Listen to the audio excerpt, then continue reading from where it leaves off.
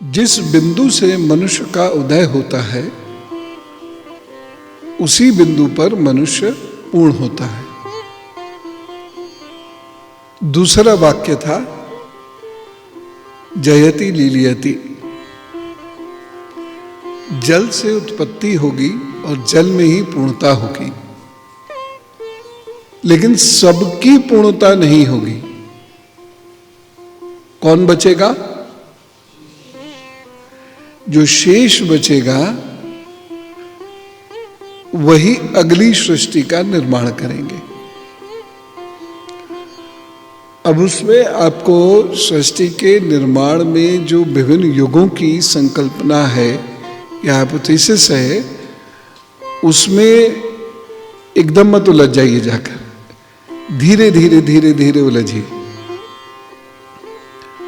क्योंकि जो चतुर्युगी व्यवस्था है, एक मनवंतर के भीतर भी अनेक चतुर्युग हो सकते हैं। तो हमें अभी उसमें नहीं उलझना है। हमारे पास एक रास्ता बिल्कुल क्लियर है जिससे हम युग व्यवस्था को समझ सकते हैं। कौन सा रास्ता था जिसके बारे में हमने बड़ी उषद चर्चा की थी?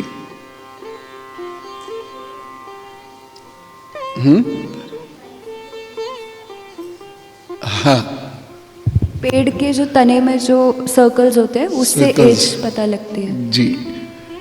एक तो हमने युग व्यवस्था को पेड़ के तने के चक्र से समझा था। दूसरा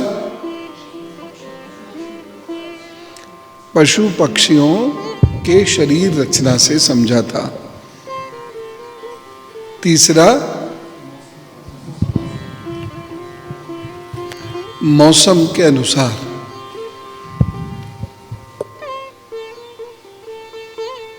तो इन मेथड्स के साथ साथ हमने मॉडर्न साइंस से भी समझा। किसका सिद्धांत था? डार्विन का। उसकी बुक का नाम क्या है?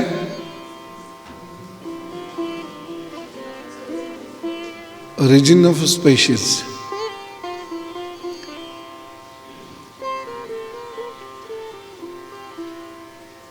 उसके साथ साथ हमने बहुत पहले, जब हम बहुत शुरू में अध्ययन कर रहे थे डीबीएस क्लासेस में, तो हमने एक और सब्जेक्ट को पढ़ा था, एंथ्रोपोलॉजी। तो हमने एंथ्रोपोलॉजी से उस चीज को समझा। यानी मेरा ये मानना है कि आपको जब भी शास्त्र समझने हैं तो जितने भी उपलब्ध पद्धतियां हैं, किसी का भी आप सहारा ले सकते हैं। मतलब ऐसा नहीं है कि आप आधुनिक विज्ञान का जानबूझकर सहारा नहीं लेंगे, ऐसा नहीं है। दोनों को कोरिलेट करते हुए चलिए तो परिणाम और बेहतर आएंगे। ठीक है? अध्यात्म कहीं भी आधुनिकता का विरोधी नहीं है।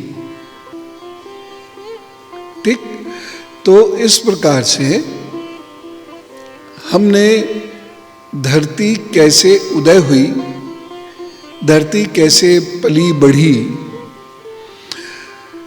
उसके बाद हमने एक लॉ का वर्णन किया था और कहा था कि इससे पहले हमको पता था। किसका लॉ था वो? ग्रहों से संबंधित केपलर्स थ्योरी।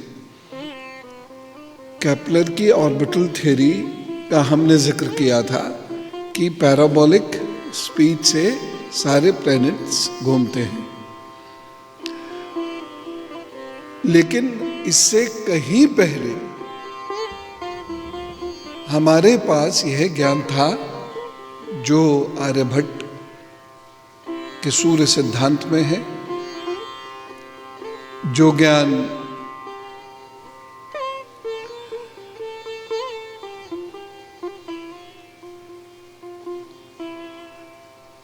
आर्यभट्टीय नामक पुस्तक में संकलित है।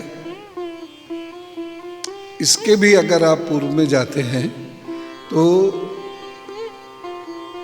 कर्म कांड के जो अध्याय हैं उनमें भी ये निहित है।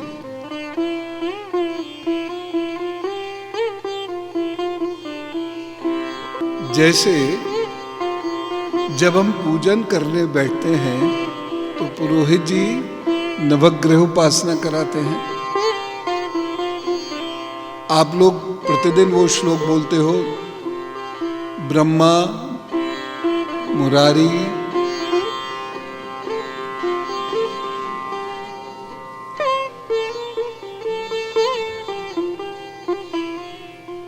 ये बोलते हैं। तो ये श्लोक बोल रहे हैं, इसका मतलब क्या है कि हमको नवग्रहों की जानकारी है, नहीं तो ये श्लोक क्यों बोलते?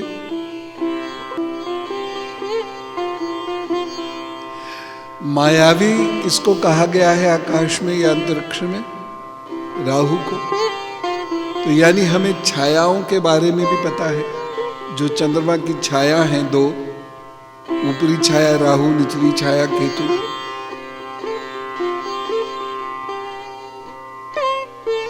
ठीक है ना? तो कितनी आसानी से हम ये पता लगा सकते हैं कि इससे पहले कि केपलर ने 17th सेंचुरी में ये नॉलेज दी, उससे बहुत पहले ये नॉलेज हमारे पास है, लेकिन हमने उसका दोहन नहीं किया। हम बस ढोल मंजीरे बना के भजन गाते रह गए, जबकि हमारे भगवान उससे कहीं बहुत आगे और बहुत ज्यादा थे। मैं मना नहीं करता भाव पक्ष को, मैं समभाव पक्ष में रमता हूं,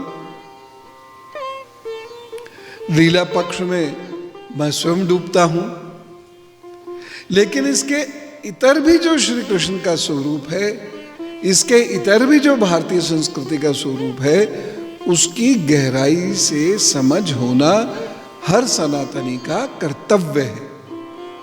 नहीं तो हम सारे जीवन वहम या भय या लालच से पूजा करते रहेंगे और उस पूजा से कुछ हासिल नहीं होगा।